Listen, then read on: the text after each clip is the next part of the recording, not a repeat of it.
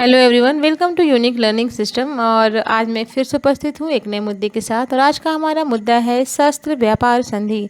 आप इस वीडियो को अंत तक जरूर देखें क्योंकि इसमें हमारे द्वारा सभी महत्वपूर्ण तथ्यों को संग्रहित किया गया है, जिससे कि हम उम्मीद करते हैं कि यह आपके आने वाले सभी एग्जाम में मददगार साबित होगा।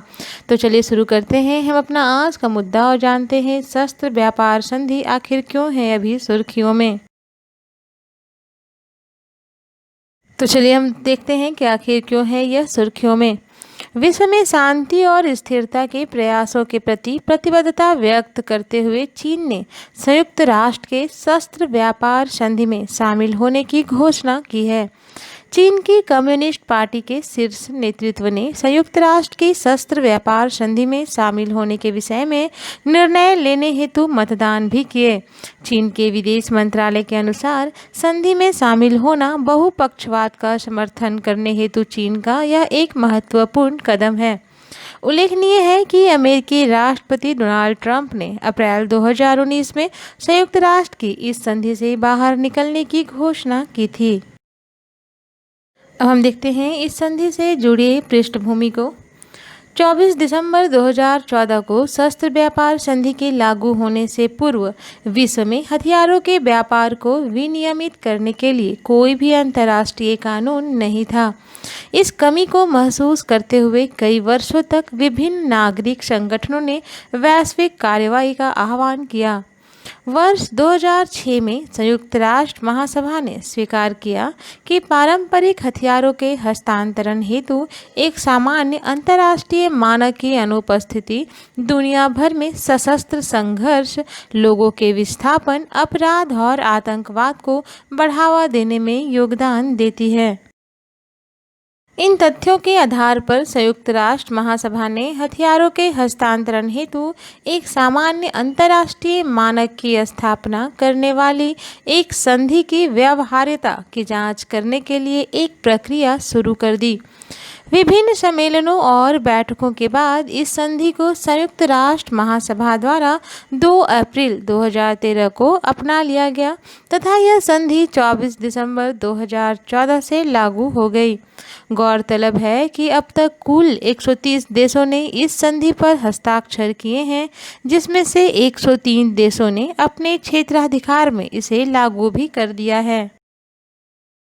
अब हम देखते हैं इस संधि के प्रमुख प्रावधानों को।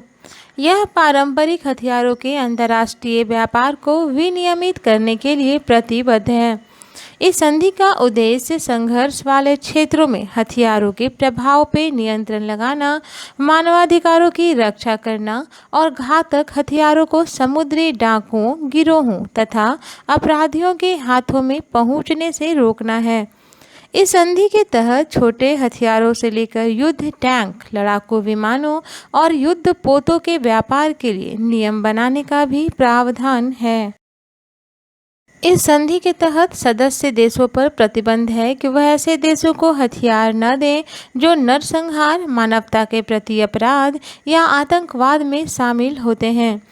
यह संधि घरेलू हथियारों के व्यापार या सदस्य देशों में शस्त्र रखने के अधिकारों में कोई भी हस्तक्षेप नहीं करती है। इस संधि के तहत संप्रभु देशों को प्राप्त आत्मरक्षा के वैधानिक अधिकारों में भी किसी प्रकार का हस्तक्षेप नहीं करती है। अब हम देखते हैं शस्त्र व्यापार संधि और चीन। चीन के विदेश मंत्रालय के अनुसार चीन ने सदैव सैन्य उत्पादों के निर्यात को सख्ती से नियंत्रित किया है।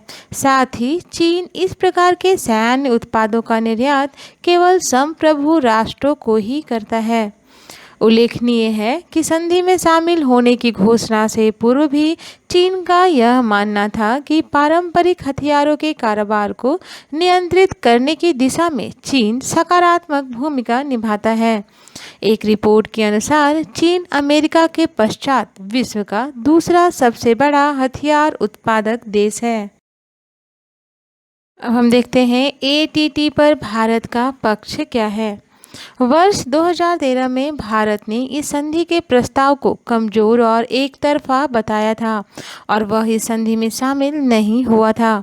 भारत का मानना था कि संधि के प्रस्ताव में संतुलन नहीं है। संधि के अंतर्गत हथियार निर्यात करने वाले देशों और आयात करने वाले देशों की नैतिक जिम्मेदारी तय होनी चाहिए। इसके अतिरिक्त भारत का मानना था कि संधि के मसौदे में आतंकवादियों पर नियंत्रण हेतु कोई सख्त नियम नहीं है। साथ ही ऐसे लोगों के हाथ में घातक हथियार न पहुंचे, इसके लिए भी कोई विशेष प्रतिबंध नहीं किया गया है। हम देखते हैं निष्कर्ष। गरीबी, अभाव और असमानता की स्थिति का सामना करने वाले अत्यधिक संवेदनशील वर्ग को अक्सर राज्य और आतंकवादियों द्वारा हथियारों के प्रयोग करने के कारण समस्याओं का सामना करना पड़ता है। दोनों के बीच के संघर्ष में अक्सर आम आदमी और वंचित वर्ग को ही नुकसान होता है। हथियारों के हस्तांतरण पर नियंत्रण न होने के कारण इनकी दुरुपयोग भी होती है। इस संधि के द्वारा हथियारों पर नियंत्रण रखा जाता है, जिससे कि अंतर्राष्ट्रीय शांति और स्थिरता कायम रहती है। इस पूरे वीडियो से जुड़ा हुआ हमारा आज का सवाल है, शस्त्र व्यापार संधि कब लागू की गई? ए 2013, बी 2014, सी 2015 और डी 2016। दूसरा क्वेश्चन है, कौन सा देश अभी हाल ही में शस्त्र व्यापार संधि में शामिल होने की घोषणा की है? ए चीन, बी जापान, सी भारत और डी नेपाल। आप अपना जवाब हमें कमेंट बॉक्स में ज़रूर दें। आज के लिए बस इतना ही। और यदि आपको यह वीडियो अच्छा लगा और अगर आपके उम्मीदों पर यह खरा उतरा तो आप इसे एक लाइक ज़रूर करें। आपका एक लाइक हमारे मोटिवेशन को बढ़ाने के लिए काफ़ी होता है। चैनल को सब्सक्राइब भी करें और बेल आइकन प्रेस करना ना भूलें, ताकि आपको मेरे चैनल से जुड़े हुए नए अपडेट्स मिलते रहें।